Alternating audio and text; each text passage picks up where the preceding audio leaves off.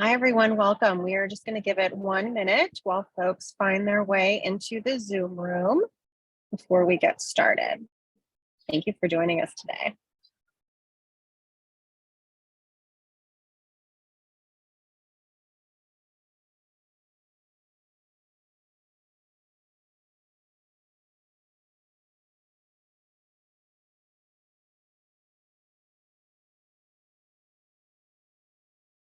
Thanks so much for joining us today. We're just going to give it 1 more minute here while folks enter into the webinar, and then we will go ahead and get started.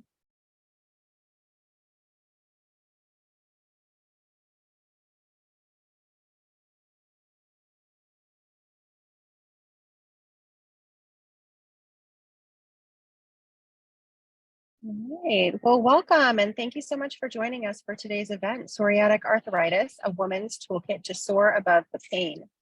I'm Katie Schubert. I'm president and CEO of the Society for Women's Health Research, and SWHR is the thought leader in promoting research on biological sex differences in disease and improving women's health through science, policy, and education.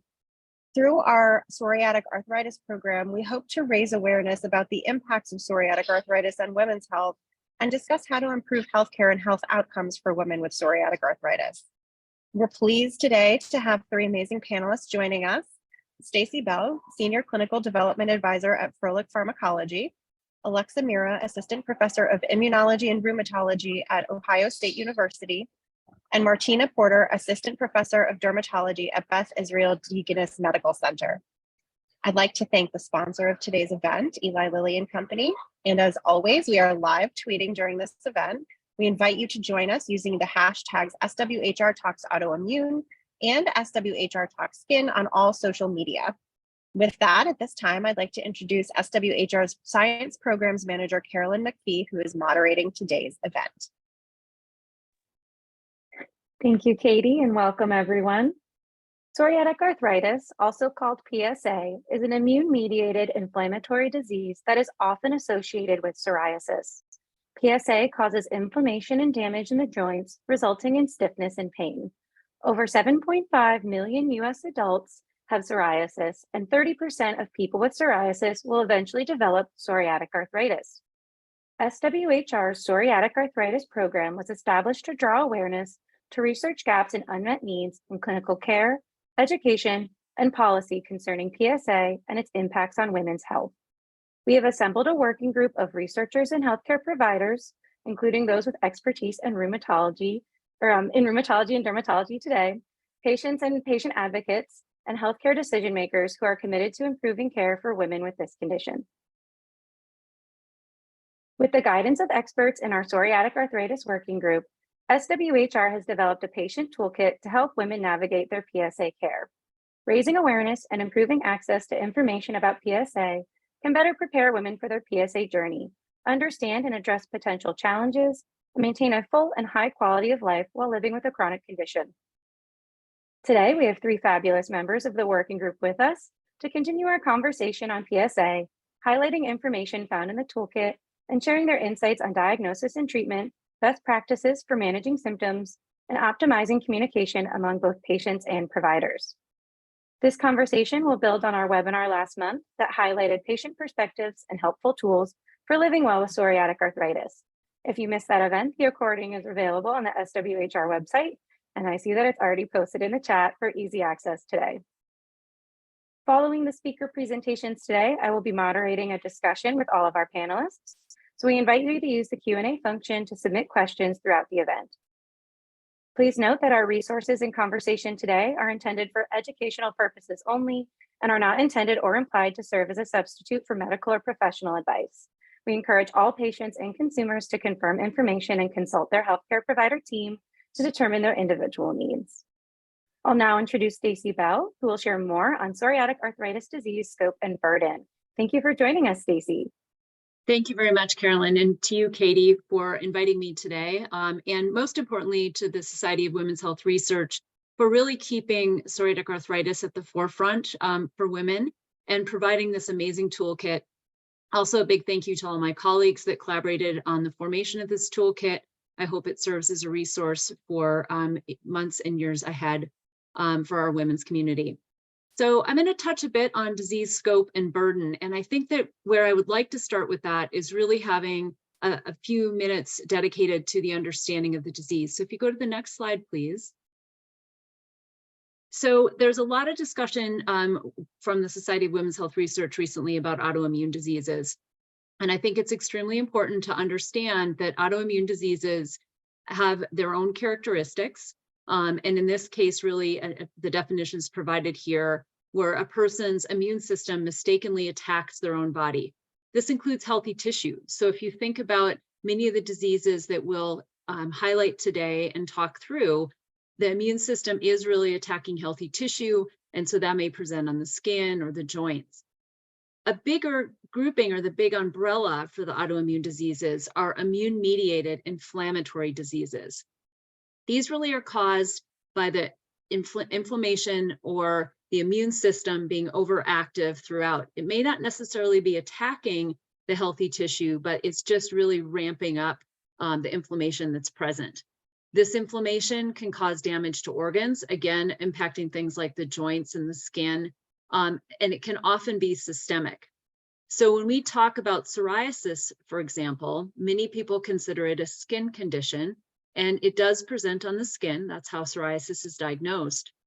However, it's really a reflection or a presentation or a ramification of that overall inflammatory condition, which is systemic. This will bring on different symptoms and it'll have different considerations. Again, going back down to a subset in the autoimmune disease category, about 15 to 20 million Americans have an autoimmune disease. And particularly, this is a concern for women. So if we go to the next slide. So some common autoimmune conditions that are most prevalent in women: alopecia areata, lupus, multiple sclerosis, rheumatoid arthritis, Sjogren's, and thyroid diseases. About 4 or 5 people diagnosed with an autoimmune condition are women. So as I mentioned, that's why this has been a strong area of interest in research for me. And the other interesting thing is oftentimes if a woman has an autoimmune condition, she may even have other comorbidities that are related or crossing over between because of this autoimmune condition or this general inflammation going on in the body. So if you go to the next slide. So as I mentioned, the Society of Women's Health Research has focused on a number of autoimmune conditions. I've been fortunate to serve on the advisory panel for the psoriatic disease focused group. I was also fortunate to serve as the Chief Scientific and Medical Officer at the National Psoriasis Foundation for several years and continue to support that community, which is why I'm participating today. But I think it's again important to understand, psoriasis is an inflammation or an overproduction of those skin cells, oftentimes resulting in skin lesions, discoloration, or even raised or scaly patches. The presentation of psoriasis will differ based on your age, your skin type, your ethnicity, your race, etc. And also really kind of the stage of your disease. Sometimes individuals will have psoriasis for a long time, and when their lesions present, there may be an appearance more of scar tissue because they've had this inflammation present in the skin. Psoriasis is usually diagnosed by a dermatologist or a general practitioner who then refers an individual to a dermatologist. There are some skin biopsies that can be done, but there's a very characteristic appearance of psoriasis. As Carolyn mentioned, about 30% of those living with psoriasis go on to develop psoriatic arthritis. Psoriatic arthritis is really an inflammation of the joints, the tendons, and the ligaments, and this generally results in stiffness and pain. However, with psoriatic arthritis being a comorbidity of psoriasis, again, there is a higher propensity for other comorbidities to happen as well. So when you're thinking about scope of disease, it may be that you have some sore joints or you have a ligament that's bothering you, but you really need to think about the whole overall systemic nature of these diseases and be mindful of that in your care. If you go to the next slide. So as we mentioned, those that are diagnosed with psoriasis have a greater chance of going on to develop psoriatic arthritis. What are some of the other risk factors for that? So psoriasis on the nails or extensive skin involvement, there's not a direct correlation between a certain body surface area that you may have for psoriasis and how that relates to developing psoriatic arthritis. However, for those that do have a greater involvement or more active disease, they often have a tendency to develop psoriatic arthritis. In addition, there are some other key signs and symptoms. Scalp psoriasis, for example, has a higher tendency. Those individuals that have scalp psoriasis have a higher tendency to develop psoriatic arthritis. If you have a family history of psoriatic arthritis, and oftentimes individuals aren't even aware of that. Maybe they had a grandmother or a great aunt or uncle that had this stiffness in the morning, or had difficulties with their joints, or had ligaments that bothered them, or maybe fingers or toes that swelled. And as I have talked to patients, and they really think about their family history, they actually think, oh, I really probably do have a family history of this. It's not a surprise that I've gone on now to develop this. In addition, those that battle with obesity also have a greater propensity to develop psoriatic arthritis.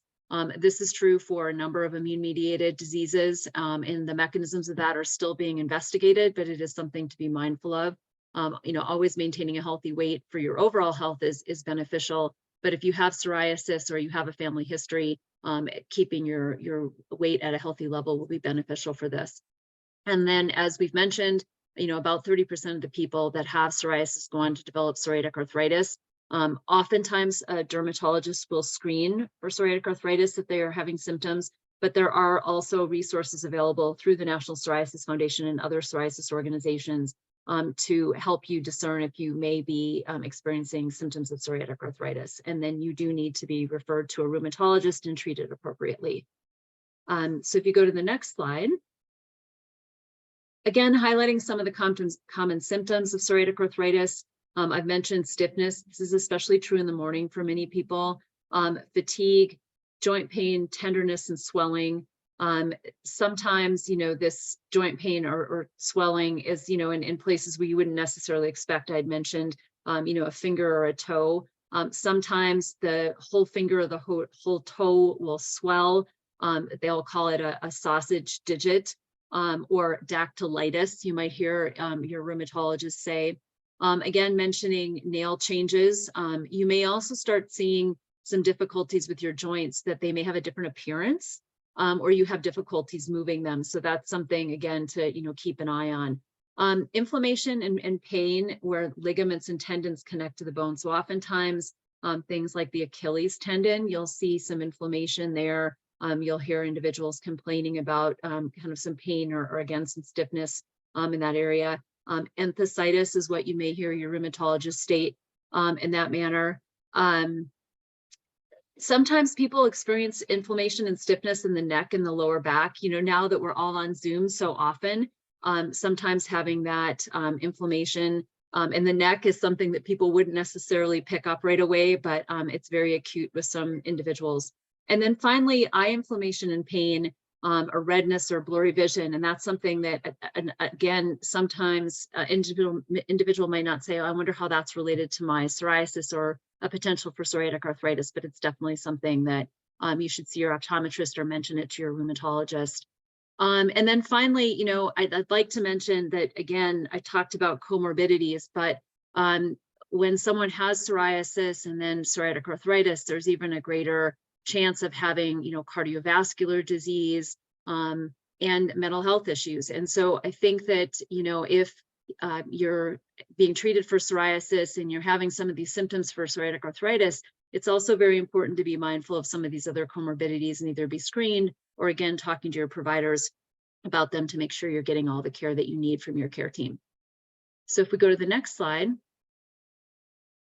So why is this particularly important, to women's health? And really, psoriatic arthritis can impact women across their lifespan. There has definitely been some studies that have shown a correlation between the estrogen hormone levels and symptom severity. I think we can all say, depending on where we are in that development process, going through adolescence, and now myself, going through menopause, how your body changes and how some of the symptoms you have change. That is true also for psoriatic arthritis. In adolescents, psoriatic arthritis is fairly rare for children, although it does occur, and there are pediatric rheumatologists that will focus on that for children and adolescents. But interestingly enough, in adolescents, it is more common to present in girls than it is in boys. During pregnancy and maternal health, after pregnancy, many women experience changes in their PSA, and they may require adjustments. Many times during pregnancy, women have an improvement in their symptoms, and then there's a severe worsening, after birth. And that really is going to be dependent. So in this case, again, a woman should consult with their OB, and then also with a rheumatologist and come up with the best plan for them, particularly if they're wanting to nurse, or they're having any postpartum symptoms. Again, mental health here is particularly important and is something, again, your care team should focus on. Now, considering menopause and later in life, women with psoriasis and psoriatic arthritis, will often transition into menopause earlier. And again, there may be differences in symptoms. So again, that's something to keep, communication open. I think the other point that I'd like to make as far as across the lifespan is throughout this phase, whether it be adolescence, pregnancy, or later in life, or kind of those middle years for women, the presentation of psoriasis and or psoriatic arthritis can occur throughout that time. Someone may have psoriasis for a number of years before they would go on to develop psoriatic arthritis. And so keeping close attention on these potential symptoms is very important. Unfortunately, we do not have a diagnostic test for psoriatic arthritis right now. That's something researchers are working very, very hard on. But because of that, part of this lifespan journey is also the journey to getting diagnosed with psoriatic arthritis. And we'll talk about that in our next section. So with that, I will close, and thank you very much for your attention. Wonderful. Thank you so much, Stacy. That was a great introduction to PSA. A quick reminder for those of you tuned in live, please note that you can submit questions at any time, including during our presentations, using the Q&A box at the bottom of your screen. We will try to address as many questions as we can during the panel discussion portion of this event. Next, we'll have Dr. Alexa Mira discuss PSA diagnosis and treatment. So welcome, Alexa. Hey, y'all.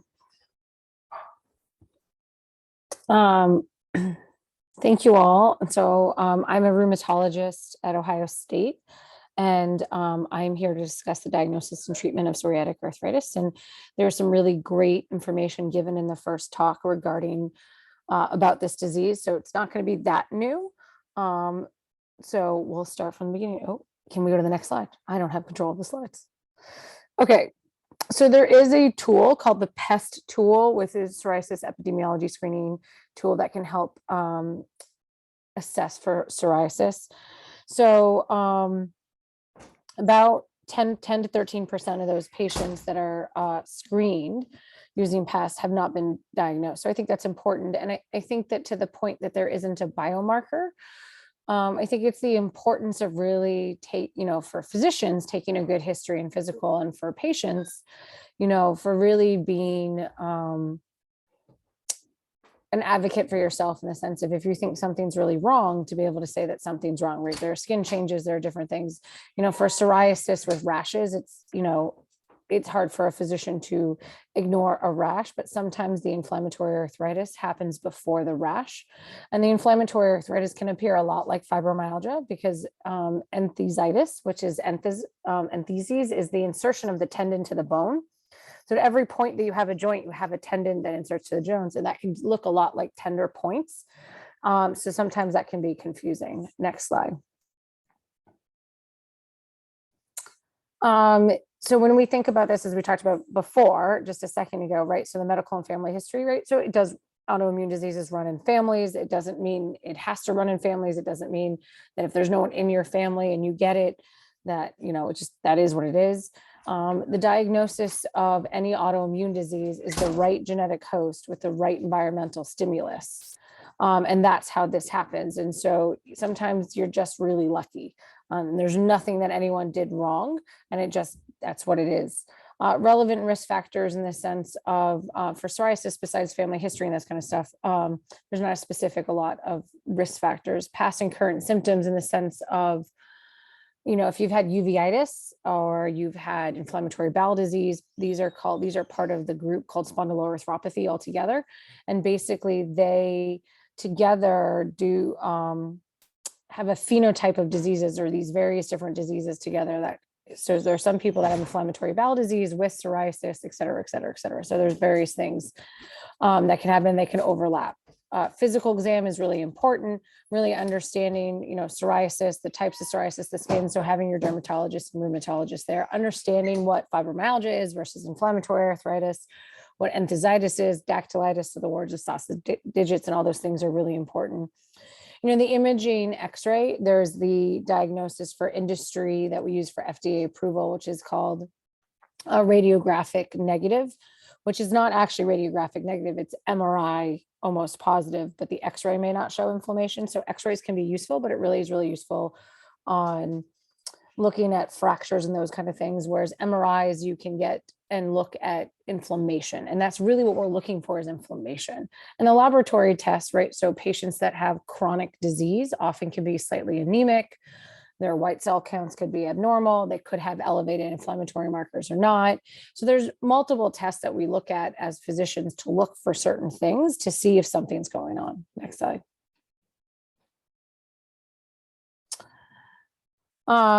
So as I said, right, so the diagnostic delay. So particularly in women, and particularly in women of of color and skin, because sometimes rashes can look differently, right? So how they're pictured in textbooks isn't always how patients walk in the office. And those of us that have been doing this for a while are very used to that and trying to figure out how to best to do it and how to collaborate with your dermatologist or different people. So that's why it's really important to really take good histories, to take your patients at face value and truth of what they're asking for. And sometimes it takes time to find the right medicine. So it's really important to think about. Next slide. Okay, so we're going to talk about treatments. So the treatments for our for the medications. So there's a whole world out there, and you can Google things and the internets and the TikToks and the different things. And I'm sure there's lots of advice about how to do stuff. And what I talk to my patients about. So there are drugs that are what we call FDA approved, or basically the Federal Drug Association has gone through at least 2 randomized control trials, which means it has to have been tested in mice, had a proof of test, it had to be tested safely in humans, and then tested safely in the disease for dosing, and then actually proven to be either equal or better than another drug that is already either gold standard or approved. The things that are not FDA approved doesn't mean they don't work. It's not standardized. So we don't always know what's in it, and we don't even know what the right dosing is. It just doesn't have the same rigor of evidence behind that. So the ones that we use as classic medications to prescribe are to reduce inflammation, which if you do reduce inflammation, they decrease your joint damage and disease progression, and decrease your risk of cardiovascular risk. So steroids, right? Prednisone, corticosteroids, we use that for anything. NSAIDs is mostly for pain and inflammation. So NSAIDs are non-steroidal anti-inflammatory, are Aleve, Advil, and those kind of things that you take over the candle, various examples of those. Slow disease progression and joint is disease-modifying anti-rheumatic drugs, so DMARD. So those are the drugs like methotrexate, Otezla, Primolast, leflunomide, and the biologic agents are the ones that we typically are either injectable or IV. And what they are is basically the best way to explain it is basically it blocks one of the certain inflammatory protein, either by blocking at the receptor or actually blocking it as it's circulating. And those are the commercials you see. So adalimumab and the Chimeras and the Enbrels and all those kind of things, and the Skyrivis, and there's a million going on. There's been a huge explosion of drugs for psoriasis and psoriatic arthritis in the last 5 years. Next slide. I gave examples of some of the drugs. So just as you all understand when physicians also talk about things, I think sometimes physicians do a bad job of explaining what drug and what class. And I think it's just nice to have those examples as background. So other treatment options. So when we think about is surgery. So surgery is when the joint is so damaged that even if there's inflammation there or not, that if you remove the inflammation, you know, the pain is so severe because of damage, or you can't function, right? If your finger is stuck in a fixed position and you can't use it, and therefore you can't use your hand, and therefore you're unable to open a coffee cup, open a door, and that's when surgery can be really good. Kind of like osteoarthritis for hip or knee osteoarthritis, right? If the pain's so bad, you can't walk anymore. So at some point, surgery is the right option. We do our best, and the medicines have gotten significantly better that patients, we don't have a rheumatoid arthritis ward anymore in hospitals. Patients are walking. And so there's a whole different world now. Patients live, and the disease can be managed much more. And so ideally they're going to surgery less. You know, in terms of supportive devices and complementaries, we kind of talked about before, I think physical therapy is always a yes. Anything to get stronger, right? So you have inflammation, you're not using your arm or your knee or your hip or whatever for the last month because you've been inflamed. And so you've had to change your exercise. Getting stronger is the, you know, exercise is the only fountain of youth. So however you need to do that. So yoga, I like yoga because it's low impact at its core. So I think there's some options there for that for patients, particularly, and they have with silver sneakers and some Tai Chis, they have these yoga for patients with arthritis too. So you don't have to get off the floor or different things like that. Supportive devices, acupuncture mediation, do you need splints? All of these are things to help you function. And ideally as the inflammation is getting better. But again, sometimes the inflammation happened and then now there's damage. And so you need these other things so you can prevent having surgery or able to function. Next slide. This is huge. You know, exercise is the only fountain of youth. It's less about weight, more about moving. Your body is meant to move. And so, you know, health triggers, microbiome, the gut makes a big difference. Exercising regularly makes a big difference, but I think that it can be overwhelming. There is no right amount of answer. So, you know, it doesn't matter if you do yoga or you decide to run an Ironman, like whatever is going to make you happy, whether you're going to salsa dance and that's what you're going to do 3 days a week, it doesn't matter. And I think eating what makes you feel good, I think is what matters here. So if you want to go gluten-free and that makes your disease feel better, that's great. But that's not going to work for everyone. And so really understanding kind of what works for you and your body is what's really important. And that can be a hard journey. And it also is hard to be very honest sometimes about how much we actually spend sitting and not exercising, how much we're actually eating. So I think being really honest with ourselves to be able to be the best we can be is the only helpful thing. Vitamins and nutritional supplements I touched on before. Again, they're not really well regulated. So it's not that things like turmeric or different things that people use that they like and say it works for them. But I think also that's a very personal journey. So for some of those it works. And for some of those it's the brand specific that works because there's other things in those. So I think that's really, really important. You know, stress management, you know, particularly as post-COVID world, I think we've all had to deal with stress a little differently and had to get better at dealing with it on a regular basis. That, right, it's important. We all know that we feel more tired and strung out the more stressed we are. And so finding appropriate coping skills, being able to take care of yourself as well as everyone else around there is really important. And what are those moments to be able to do that? We talked about exercise there for healthy weight maintenance. It's better to be one weight than to, you know, to yo-yo back and forth. Heat and cold therapy, I think that's very like some people find heat works, some people find cold works. It's not going to hurt you, so it kind of doesn't matter there.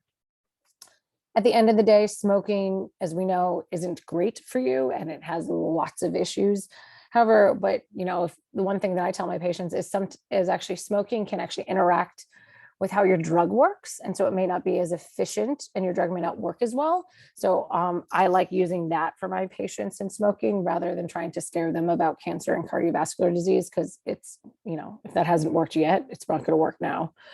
And obviously a healthy intake of alcohol, right? Off these meds go through the liver also. And so minimizing toxicity to the liver is always a good thing. Next slide. So deciding on a treatment plan. So I think it's really important, and there's a whole world of shared decision making here that patients and the physicians and their healthcare team, it's a decision together, right? I have let's say 25 drugs. We can pick one or two. I have to go by certain things based on insurance often, but that doesn't mean that's going to be the right drug. And we may have to do some pivots. And for some patients, it may take the sixth drug, which is really defeating. But unfortunately, we don't really have a lot of head-to-head trials of all of the drugs together, and especially in phenotypes. Like if you are a specific type of psoriasis compared to this other specific type of psoriasis, what is the better drug? And we don't have any of those data. So sometimes it can be a lot of trial and error. Sometimes it's the first drug that works, and that's great. So it's a lot of shared decision-making and a journey. Like I tell my patients all the time, you're the captain of your own ship. I can take you from point A to point B, but we can go in circles if you want. However you want to get to point B, it's your call, right? I'm not taking the meds. I'm not the one doing this. I'm not the one living with the disease. I'm here to help you. But at the end of the day, the patient has to take the meds, and they have to, decide on how they want to live their lives. And I'm just here to help. So I think it's all very important to discuss all of the things in all of the person's stuff going on, what's happening at home, how their job is, what their stress is, what are their triggers, are they a caregiver, like what's happening, because you want your patient to do the best they can be. And therefore patients being more adherent to their medicines is going to be better. Right. Next slide. I think that's it for me. Any questions? Oh, I guess we're taking questions at the end, or questions there, whatever works. Questions at the end would be perfect. Thank you so much, Alexa. Another great presentation and really getting into some of those details regarding treatment and management. So finally, I'd like to introduce Dr. Tina Porter, who will share more on provider communication and collaboration. Thanks for joining us. Thanks for having me. Just wait for the slides to come up. But I'm Tina Porter. I'm one of the dermatologists here at Beth Israel Deaconess Medical Center in Boston. We're part of the Harvard Medical School system. So today I'm going to talk about provider communication and collaboration. And actually this whole process of making the toolkit's been really informative for me as a dermatologist, because even though I work quite frequently with rheumatologists, and I see a lot of patients who have psoriatic arthritis, I've still learned a ton just from hearing all the other people on the panel today and also putting together this toolkit. So next slide, please. And just so you know, I do clinical trials and do consulting for Eli Lilly because I predominantly am interested in a disease called hidradenitis suppurativa. Next slide, please. But anybody with psoriasis or psoriatic arthritis, this is a chronic disease that requires a lot of management, both from like the primary person who's treating, for example, the joint inflammation, the rheumatologist, or me as a dermatologist, the skin inflammation that we see as psoriasis. But as Stacey touched on earlier, there's many other comorbid conditions that go along from the chronic inflammation that is associated with psoriatic arthritis. And so some of the things that they had mentioned before are skin disease, but we also see people have joint disease. With the joint diseases, we see the skin disease, and then we also see things like mental health issues, anxiety, depression, being overweight, having metabolic syndrome where you have diabetes or hypertension. And so all of these individual comorbidities often need their own specialists. And so one of the things that can become very overwhelming for patients is really trying to work together with all these specialists to manage everything that goes along with having psoriatic arthritis. And so just so you know, more than 50% of patients who have psoriatic arthritis have at least one comorbidity. Next slide, please. And so these are people that could be members of your psoriatic arthritis care team. Everybody usually has a primary care physician and the rheumatologist. And I would say the two of them, if your predominant symptom is the joint pain from psoriatic arthritis, tend to be the leaders of your care team. For me as a dermatologist, I often work with patients who have skin manifestations, and sometimes it's the opposite, where I have patients who have very severe skin disease and very mild joint symptoms, and then it ends up being a little bit switched, where it's me and the primary care physician working closely with the rheumatologist to manage the symptoms. But as I mentioned before, a lot of patients also have other cardiovascular disease, the metabolic syndrome. And so working with a cardiologist, a dietitian, or a nutritionist, and then even physical or occupational therapy to really help get your body moving again, and maybe really running those Ironman races that Alexa was talking about would be great. And then podiatrists and pain specialists, and then ophthalmologists too, because there are people who develop eye symptoms like psoriatic conjunctivitis, both from having the disease and also as side effects of some of the treatments. And then also something that I think we're really focusing on more, especially since the pandemic, is mental health and having mental health professionals involved in all aspects of patients' care. Next slide, please. And so one of the things that can be very helpful is for you as a patient to engage with your healthcare team. And that can be things like tracking your symptoms in a journal or worksheet, because we only see you for one visit, and it may be every few months or once a year. And we don't really know as physicians what is going on the other 364 days of the year when you're not with us. And I often tell people to keep a diary, because it kind of helps to figure out too, like, are there certain things that precipitate flares?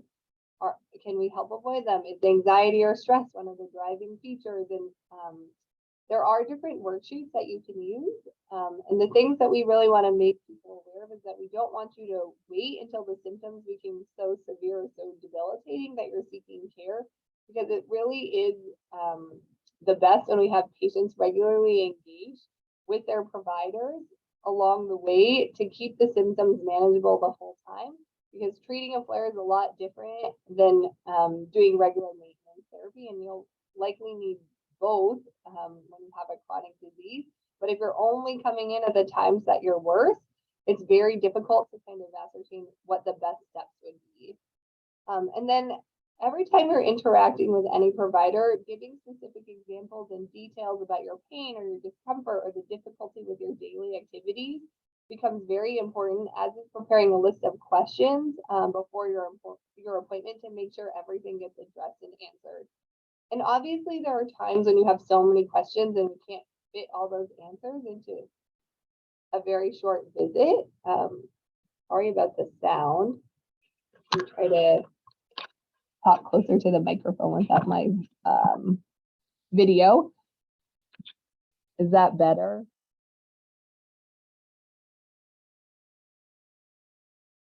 Okay. And so sometimes what will end up happening, as I was mentioning, if you have a long list of questions or you have a lot of symptoms that you want to discuss, is that some of these visits may be broken up into more frequent visits to make sure everything gets addressed. But the things that are very important is that we really prioritize what is the most important things to fix for you. And it was like what Alexa was saying, that you really are in charge, I think, of your overall care and the goals. And the more information you bring to us, the better we'll be able to work with you to find the right people or resources to connect you with, or the right medications to address these symptoms. Next slide, please. And so these are some sample questions to ask your provider. For example, number one, I'm experiencing joint pain or stiffness or swelling. What can I do to manage or treat my symptoms? Is there a specialist I should consult about my symptoms? For example, if someone with psoriatic arthritis and you're noticing very small skin lesions that we want to figure out if they're psoriasis, or you're getting treated for your psoriatic arthritis, but your skin symptoms are not resolving to the same degree, because what we've really found is some medications for the skin are better for skin than they are for joints, and vice versa. Other questions are, can you explain how my current or this new therapy works? Does psoriatic arthritis affect fertility or pregnancy? If so, and how? How often should I come back for follow-up appointments? What additional resources or support groups do you suggest I explore? And I always tell people to don't hesitate to seek out a second opinion if you want another perspective on your diagnosis and or your treatment options. And I even tell a lot of our trainees too, so residents or fellows who are going to go become dermatologists, that I actually encourage patients to seek second opinions, because oftentimes it helps them feel more comfortable with the treatment options. And you may get the exact same recommendations from two people, And that's fine. And in the end, you can decide too which physician is a better fit for you too, either based on their location or the schedule. But all of these things are important when you think about managing your care. Next slide, please. And then I think most important thing is making sure you're seeking support. And so family and friends are very important resources for patients. Talking to your loved ones about your experience and how they can support you. I would also say if you are somebody who gets overwhelmed or anxious before any of your physician visits, it's often really helpful to have a family member or friend that you trust come with you to even take notes for you during that visit, because sometimes you miss details and then you can go back and discuss it together. Support groups and organizations, including this one, are also helpful because you can speak with other women who have psoriatic arthritis. And a lot of times hearing their experiences can help provide hope, but also a lot of people don't have someone else in their life who's gone through the exact same thing. And most people are in different, steps in their treatment journey. And it's often helpful to get input so that you also can figure out what to expect down the line. And then, as I mentioned earlier, mental health professionals. So consider speaking to a trained professional about effective tools and coping strategies. And this is something that you can find on your own, but also you can be referred through your primary care or your rheumatologist or even dermatologist's office. Next slide, please. All right. Thank you.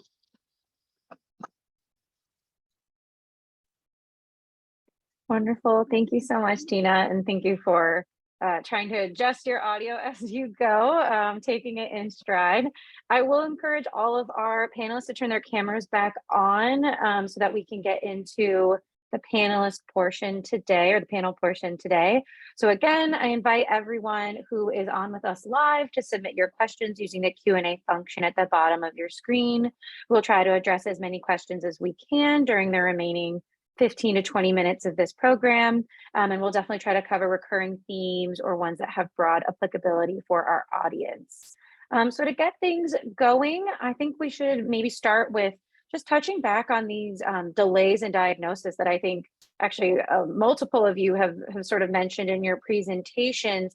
And I know we've talked a little bit about home screening or ways that patients can sort of monitor their own symptoms so that they can stay on top of when PSA might be developing, especially if they already have psoriasis. Could we share a little bit more about what that specifically might look like, what exactly PEST is, and any other tips you might have for those who are trying to make sure they're not really experiencing a major delay in diagnosis of PSA? And this can go out to anyone who wants to jump in on it.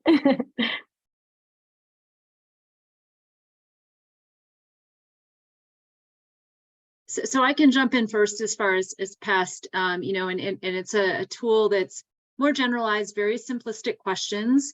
It is a tool that you yourself as an individual can complete and or bring to your provider and talk through it with them.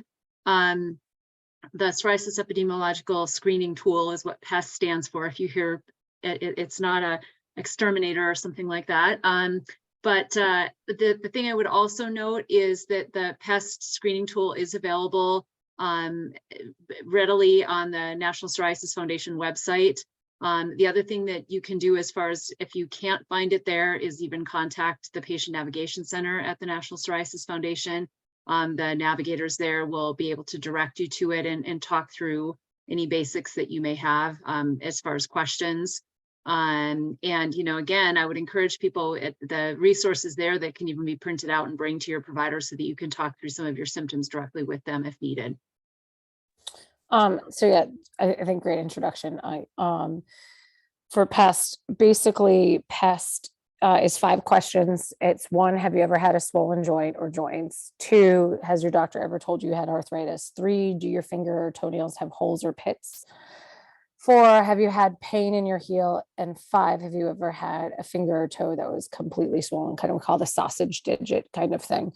And so obviously it's a weighted score. So the more you have positive, the more likely you actually have psoriatic arthritis rather than just psoriasis. So it's a great little screening tool. I think it was developed particularly for dermatology and psoriasis. So we were getting more of the inflammatory arthritis, so they were getting to rheumatology more. We have a tendency, depending where you train, this is not a statement of negativity to dermatology, but we're much more comfortable with rheumatology in combination DMARDs and biologics, switching between the drugs, maybe finding the different classes and different things. And so sometimes it's just, that's our training. And in dermatology, depending on where you did your residency or fellowship, you may not have as much experience with all of the immunotherapies. Though I have to say now, between the eczema treatments and whatnot, I'm pretty sure that they're about to be in the same boat that we're in. But typically in the past, their training was very different. And so this has allowed that to have those more of a collaborations that maybe they should be seeing a rheumatologist as well. Though the majority of the meds that they can be on often will treat the arthritis as well. So it may be if they're on a medicine that is kind of this idea that they may not be on a lot of medicine, or you're kind of like a first line therapy for them because they didn't want to take a lot of meds, or they're just on topical treatment for their psoriasis that's controlled. This may be the reason that they need to be escalated to a biologic or a DMARD or different kind of things to suggest that. So, but dermatologists can do that. And there are a lot more dermatologists in the world than there are rheumatologists in the world, by far. Yeah, so in dermatology training, we basically train all of our residents to ask any patient with psoriasis if they have any joint symptoms. And I think for us, it's a little bit more difficult because unlike Alexa, who regularly has performed and trained in doing joint examinations, dermatologists don't receive that training as part of their residency. So the tools like PETs are really, I think, helpful, especially for patients and for physicians to just understand, like what is the likelihood of this patient having psoriatic arthritis, and they've been well validated, and that's the most important thing.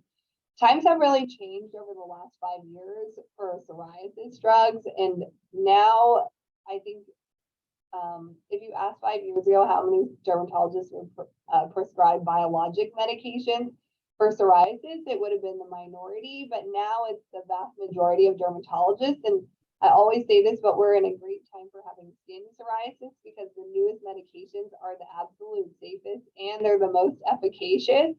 And so it's like we can basically melt people's skin disease. The IL-23 is like they melt the skin away. And they're good for joint pain. They are. There are still patients that have profound inflammatory arthritis despite those medicines, but that's when, the DMARDs and the combinations, and there are trials of combination biologics being used for some of those really patients that have just really aggressive disease that need to be kind of almost cooled down in the beginning. Yeah, and one of the things that I've been talking about too, having been in practice now for more than 5 years and being someone who does clinical trials and has prescribed biologics my whole career, is that I have a lot of young patients that I would have expected to develop psoriatic arthritis over time, but they were started on biologic therapy quite early for their psoriasis, and it seems to have some mitigating effects where the patients are not developing arthritis, and they're actually starting to study that now too.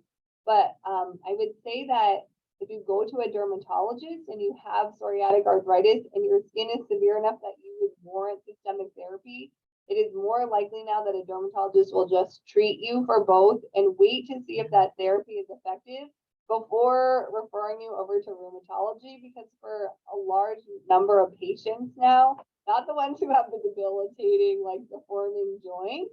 Dude, it takes a year to get into rheumatology. Are you kidding? Like, don't even, there's a lot more dermatologists than it is. Yeah. And that's what I was going to say too. In many areas and many of the patients that we worked with in the past, they're waiting 6 to 9 months. And we know from the data that were published, I guess, in 2014, that as little as 6 months, you can have permanent joint damage while you're waiting to start treatment. Right. So it's not necessarily necessary to wait for a rheumatologist. A dermatologist can do it.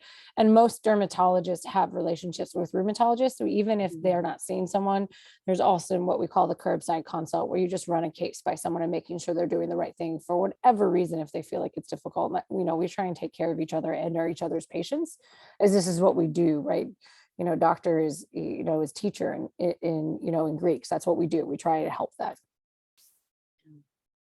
Well, and one other comment I'd like to make about pests too, which I think is very interesting, is that Every year, the National Psoriasis Foundation does a patient survey, the annual survey, they call it. And we identified a high percentage of patients that were actually likely PSA positive through PEST that had never seen a dermatologist, that had talked to them about PSA or seen a rheumatologist, because they just thought these symptoms were kind of part of the inflammatory disease, or it was just they're getting older or whatever. And so the PEST screening tool has actually provided the opportunity for a number of patients to receive treatment. And so I think that it's really been a life-altering tool for those simple 5 questions.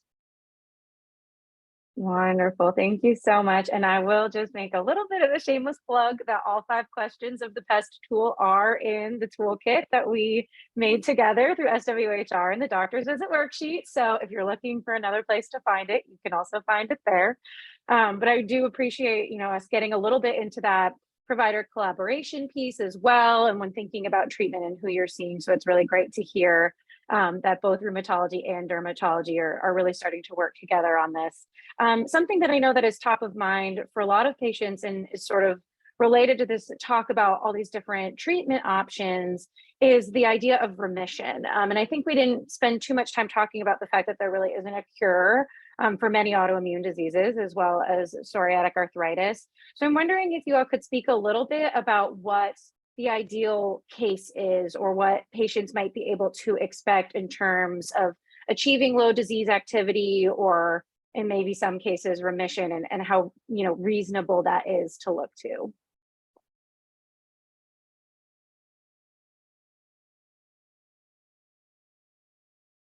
Well, from the psoriasis skin perspective, we actually tried to define remission and found it was very difficult. There is no cure, and this is a disease that lasts basically for your entire lifetime. I've had very severe psoriasis patients who are 85 and they had the same disease severity for years. But a lot of the medications that we use can essentially put people into a disease-free state, is how I would describe it. And stopping those medications down the line, most of the time the disease will recur.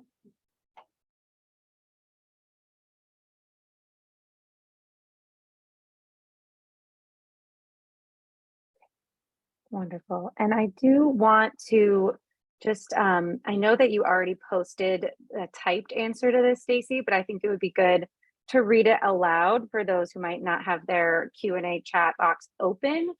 Somebody asked if we could talk more about how estrogen levels and symptom severity are related. And I see that you went ahead and shared the link to a journal article. Is there anything else that you could speak to in terms of that relationship live?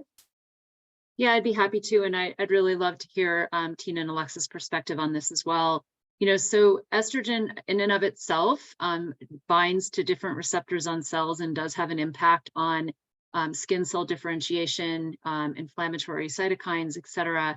And so I think, like many things in research for psoriatic disease right now, there's still yet to be a lot learned. However, there is preliminary evidence that estrogen and the life cycle of estrogen within a woman is impacting these different things. We touched on it a bit as far as even the symptoms pre, during, and post-pregnancy, and then in menopause as well. But I included a review for people's reference from 2015. Jenny Marassi has done quite a bit of work in this area and has been an area of focus and interest for her. But again, I would welcome Tina and Alexa's thoughts on this too. So, it's fascinating. We have no understanding of truly, and what we have now is entire generation of women that are on derivatives of estrogen and progesterone for most of their life. So we have no real understanding of, we just don't, because gender and sex has only become an important thing to the NIH recently. So most of it was male mice and then female mice, and autoimmune diseases we know are more common in women than in men. We know in pregnancy, your immune system, you're immune tolerant, slightly immune suppressed, right? Because you have to ensure that the fetus survives and the baby survives. And so, because your body is meant to destroy foreign bodies. And so, you know, and then what is your hormones like afterwards and how long does it take? So there's really not a lot of data and really understanding. I mean, there's big population health and like WHO, but there's really not a lot of big scientific science of really following women over their lifetime, following their estrogen levels, their FSH and LAH, and seeing what happens. Like, we really don't know.